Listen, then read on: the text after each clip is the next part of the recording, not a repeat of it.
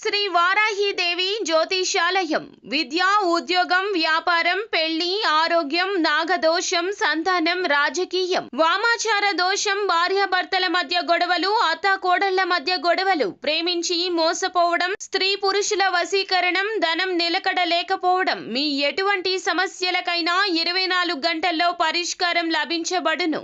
Number 1 వశీకరణ specialist Pandit Pawan Namboodiri, Kerala తాంత్రిక గురువు గారు. Phone number 9043637512. అందరికీ నమస్కారం అండి. ఛానల్లోకి తిరిగి స్వాగతము. కుంభరాశి వారి జాతకులు మే మాసంలో 9వ తేదీన ఒక స్త్రీ మీ ముందుకు వచ్చి గట్టిగా ఏడుస్తుంది. ఎందుకో తెలిస్తే మీరు షాక్ అయిపోతారు. ఆ స్త్రీ ఎవరు, ఎందుకు ఇలా చేస్తుంది, తదితర అన్ని వివరాలు కూడా ఈ వీడియోలో అయితే తెలుసుకుందామండి. వీడియో ఎక్కడా స్కిప్ చేయకుండా పూర్తిగా చూసేయండి. అప్పుడే మేము ఏం చెప్పబోతున్నాము అనేది మీకు పూర్తిగా అర్థమవుతుంది. వీడియో నచ్చితే తప్పకుండా లైక్ చేయండి. మీ లైక్ మాకెంతో సపోర్ట్ అండ్ ఎంకరేజ్మెంట్ గా ఉంటుంది.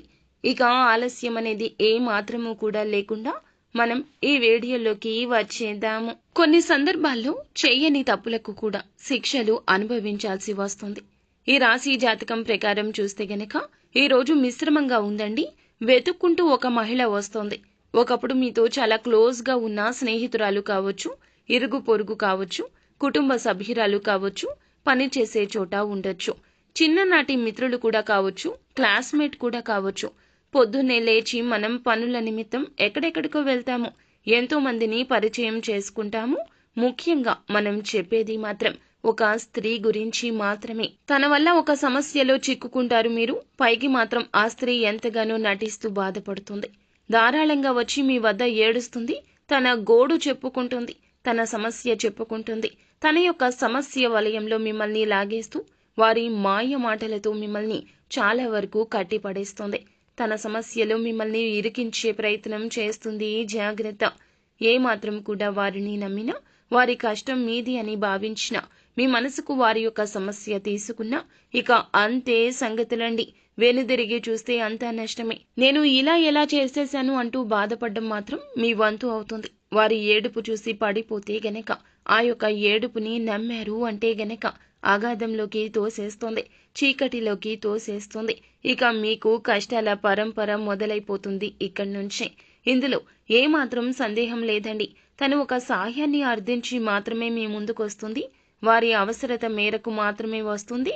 పైకి మాత్రం వారి యొక్క కష్టాన్ని మీకు అరటి పండు వలచినట్లుగా నోట్లో పెట్టేస్తుంది. మీకు ఏమీ జరగదు, మీకు కష్టమే రాదు. ఇది మనిషి సహాయం. మనిషిగా మీరు నాకు సాయం చేస్తే నా జీవితం బాగుంటుంది, నేను నా భార్య బిడ్డలు బాగుంటాము, లేదా నా భర్త నేను బాగుంటాము, నా బిడ్డలు ప్రశాంతంగా ఉంటారు, వారి మొహం చూసైనా ఒక్కసారి సాయం చేయండి అంటూ అనేక విధాలుగా సామధాన భేద దండోపాయాలు మీ మీద ప్రయోగిస్తుంది. ఈ యొక్క ప్రయోగంలో మీరు చిక్కుకుంటే గనక ఇక వెనుదిరిగి తీసుకురావడం ఎవ్వరి వల్ల కాదు. వారి యొక్క దుఃఖాన్ని చూసి మీరు మోసపోతారు. ఒక అడుగు ముందుకు వేస్తారు. కావున ఈ విషయంలో జాగ్రత్త వహించండి. తనకు సాయం చేయాలనే ఉద్దేశ్యం మంచిదే, కానీ తనకు మాలిన ధర్మం పనికిరాదు. మనం చేసే సాయం కూడా ఒక్కోసారి పామై కాటేస్తుంది. ఈ సందర్భం అటువంటిదే. లేనిపోని కేసుల్లో, ప్రమాదాల్లో, లేనిపోని మాట పట్టింపుల్లో మీ యొక్క కుటుంబానికి కూడా దూరం అయిపోయే ప్రమాదం కూడా కనిపిస్తుంది. ఈ యొక్క సమస్యలో చాకచక్యంగా వ్యవహరించండి. ఆ సాయం ఏదైతే ఉందో మీ మెడకు చుట్టుకోకుండా కుటుంబ సభ్యులకు తగిలించేయండి.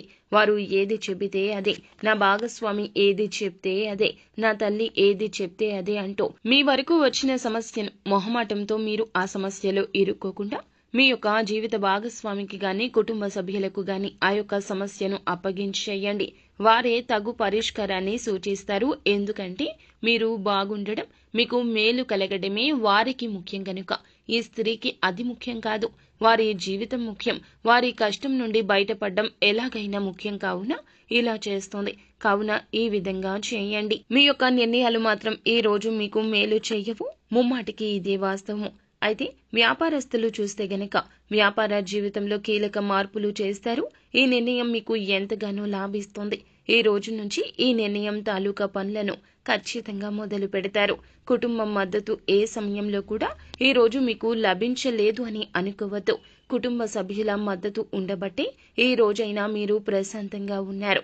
ఇంత సమస్య వచ్చినా మీ మనసు ప్రశాంతంగా ఉందంటే వారే మూల కారకులు. ఈ మధ్య కాలంలో ఇంటర్వ్యూస్ కి అటెండ్ అయ్యారు, రిజల్ట్స్ కోసం చూస్తున్నారు అంటే గనక ఈ రోజు మీకు చక్కగా సరిపోతుంది.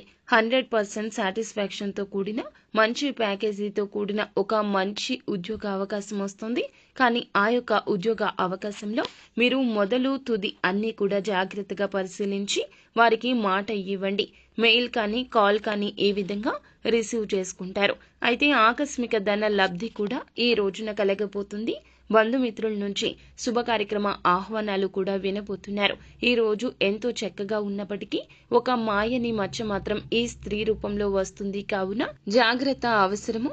నిత్యం శివ భగవానుణ్ణి మనసులో స్మరించుకోండి. అలాగే శివ భగవానుణ్ణి స్మరించుకోవడమే కాకుండా వీలైతే శివాలయానికి వెళ్లి మీ యొక్క ఇబ్బందిని పరమశివునికి తెలియపరచండి. కష్టం చెప్తేనే అడగందే అమ్మైనా అన్నం పెట్టదు కదండి. మన కష్టం చెప్తేనే పరమశివుడు మనకి సాయం చేస్తాడు. అంతా మంచి జరుగుతుంది.